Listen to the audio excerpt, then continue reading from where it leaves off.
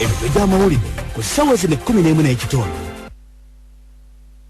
Yaliko omukulembeze w'ekibiina ekitwala omupiira gw'abakyala mu ggwanga Sarah Kityo asindikiddwa ku alimanda mu kkomera Luzira lwa kwefuula kyatali n'atwala obukadde 16 obw'ensimbi z'eggwanga. Ab'ebuvuma bo beekubiridde enduulu eri minisitule y'ebyobulamu ebongereko ku malwaliro basobole okufuna empeereza ennungi ey'ebyobulamu. Gibadde mitwe badde Nabicu Salima. Nabicu wasoose gulira ekiryo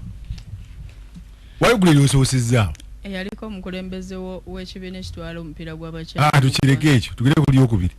Ab'ebuvuma tebalina malwaliro baga gavumenti baga minisitule y'ebyobulamu ebongereko ku ab'ebuvuma ku gundi ku mwalo ate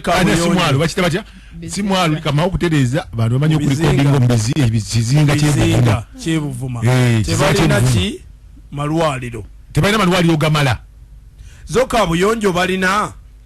buvuma bakisinga kaba kabuyonjo kabuyonjo nayo kabuyonjo aziya amanya ebiseera ebisinga kabuyonjo era bajja bbawa ne kabuyonjo ebiseera ebisinga ebintu ebiviirako endwadde okuluma abantu mu bizinga hard to reach areas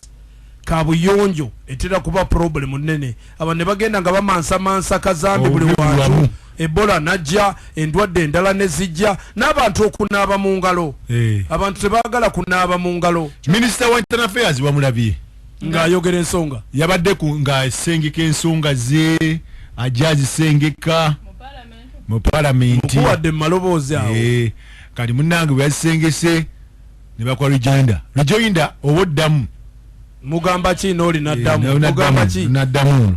kakati tulinda rejoinda enzijuvu ku lwokubiri oli ayokye oli ebibuuzo buugajje n'oli ayokye bano bombi no basoma amateeka naye tebeekuba empya omanye omutalize kwokya ebibuuzo ebinyiiza bombi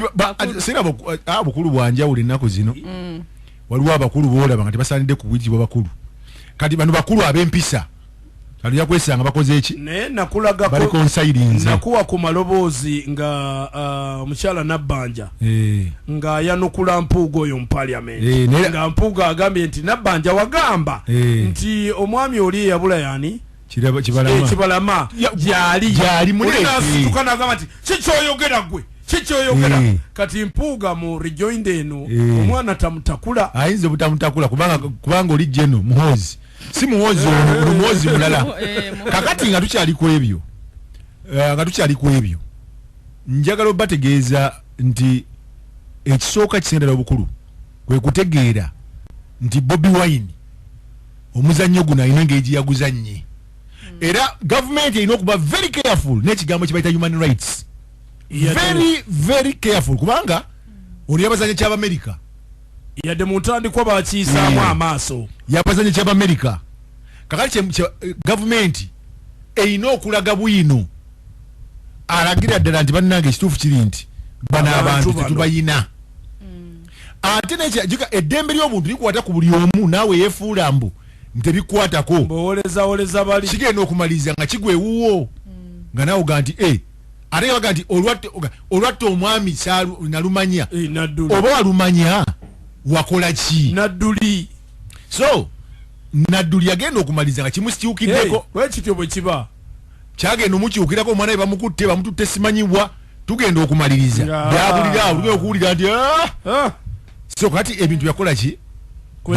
byakwetegereza nnyo noga nti omusajja yatukutte ku human right